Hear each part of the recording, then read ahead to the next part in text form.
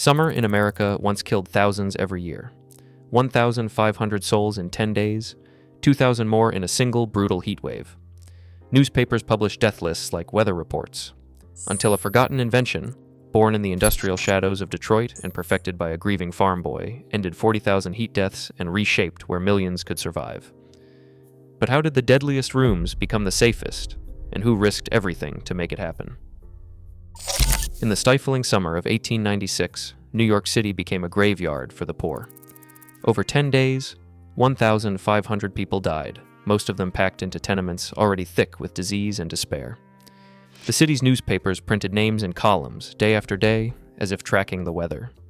Morgues overflowed, coroners worked by candlelight, recording infants, laborers, and the elderly, their causes of death listed simply as heat. 15 years later, the city sweltered again. The 1911 heat wave killed more than 2,000 across the Northeast, with New York City bearing the worst.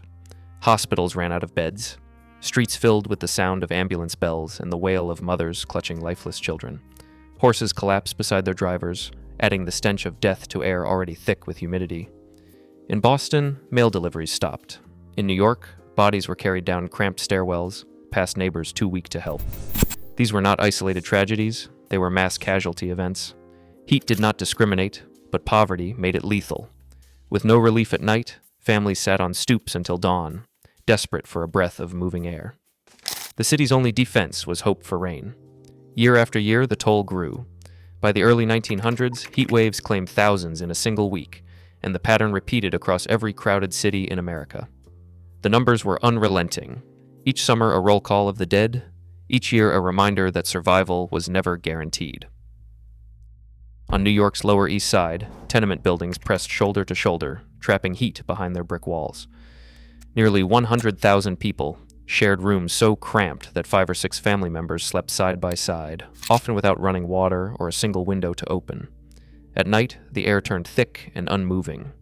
Children cried in their sleep, sweat pooling beneath them, while parents listened for the faintest promise of a breeze that never came. The city's ban on sleeping in public parks left families with nowhere to go. Some climbed to rooftops or perched on narrow fire escapes, risking fatal falls for a chance at relief.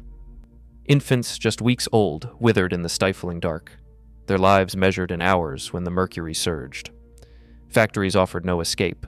Textile mills ran at a minimum of 86 degrees Fahrenheit, their windows sealed shut to keep cotton fibers from swirling in drafts. Workers labored shoulder to shoulder, their clothes soaked through before noon. Collapses were common, men and women fainting at their machines, revived only to return to the line. In March 1911, flames tore through the Triangle Shirtwaist Factory. Locked doors and blocked exits trapped 146 garment workers inside. Many died not from fire alone, but from the suffocating heat and lack of air, their bodies found piled near windows they could not open. For the poor and the working class, every summer brought the same deadly question: how long until the heat claimed another name? Inside these overcrowded rooms and sweltering workshops, the air itself became an enemy, one that no amount of endurance could overcome. Willis Carrier entered the world on November 26, 1876, in the rolling fields outside Angola, New York. His father Duane worked the land and taught music to the Seneca Nation. His mother Elizabeth, a Quaker, brought numbers to life by cutting apples into fractions at the kitchen table. She died when Willis was just 11, leaving him a quiet boy with a habit of solving problems in his head. He spent long afternoons repairing farm tools, taking apart clocks, and puzzling over how things fit together. Money was always tight. To stay in school, he earned a state scholarship to Cornell, working odd jobs to pay his way. In 1901, he graduated with a degree in mechanical engineering, one of the few from his rural background to do so. That summer, he joined Buffalo Forge for $10 a week. Within a year, he found a way to save the company $40,000 in heating costs. Colleagues described him as reserved but relentless, a man who saw every challenge as a puzzle waiting for the right answer.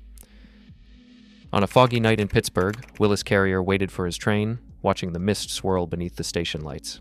The damp air clung to his skin, and he found himself thinking about the problem that had haunted the Sackett and Wilhelm's printing plant all summer: paper that twisted and swelled, colors that never quite lined up, deadlines slipping away with every humid day. As he studied the fog, a realization struck him. Cold air, even when saturated, held far less moisture than warm air. If he could draw air over chilled coils, he could force its water to condense, drying it with precision.